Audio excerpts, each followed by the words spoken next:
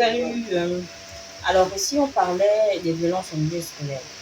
C'est vrai, il y a eu des campagnes, des associations qui se sont mobilisées pour la cause, donc notamment les agressions au sein des établissements, et même une police de la jeunesse qui a été mise en place pour être plus près des jeunes.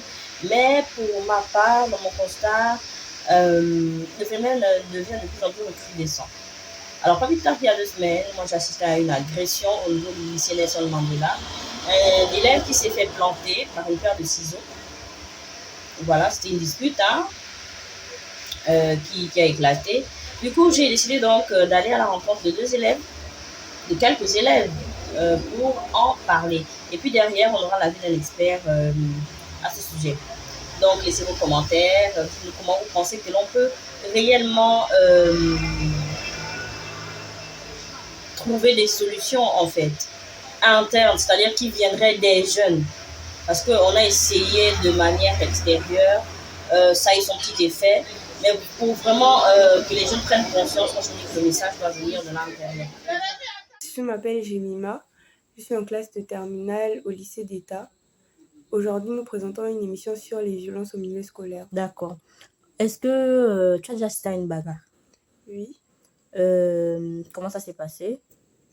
Bon, du coup, les bagarres sont assez fréquents. La majorité du temps, comme pendant la période de l'Oxu, c'était un peu fréquent, on va dire. Ça commence par les provocations. Entre la majorité du temps, ce sont des garçons. Du coup, ils se provoquent un peu, ils se bousculent. Après, À cause de quoi? D'un devoir peut-être que l'autre a copié, d'une promesse que quelqu'un n'a pas tenue, ou bien, je sais pas. Pas forcément.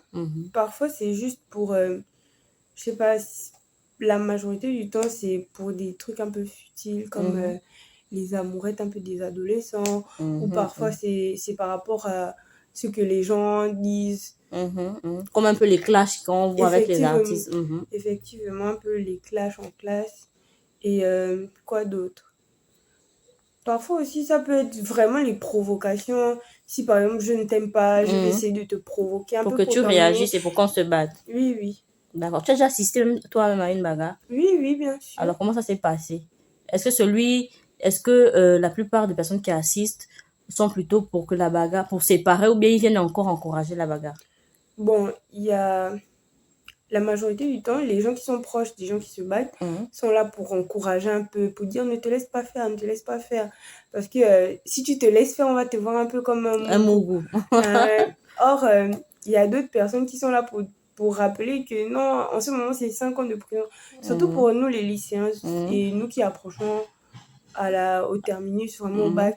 Genre, on te dit, on te rappelle que c'est 5 ans, 5 ans. Du coup, c'est un peu... Ça freine un peu certains. Oui, oui. Surtout en terminale, c'est maintenant rare de voir les gens se bagarrer. Or, dans d'autres classes, comme par exemple en 3e, récemment, j'ai vu 2 filles se battre, mais vraiment violemment. On écoutait les bancs se bousculer, mais vraiment de manière violente. D'accord, merci. Bonne soirée à tous, merci beaucoup. Bonjour. Comment tu t'appelles? Je m'appelle Carl. Tu as assisté à une bagarre? Oui. Comment ça s'est passé? Il y avait 2 filles, elles venaient de se battre. Et elles avaient d'abord 2 filles. Après, elles sont embêtées entre elles.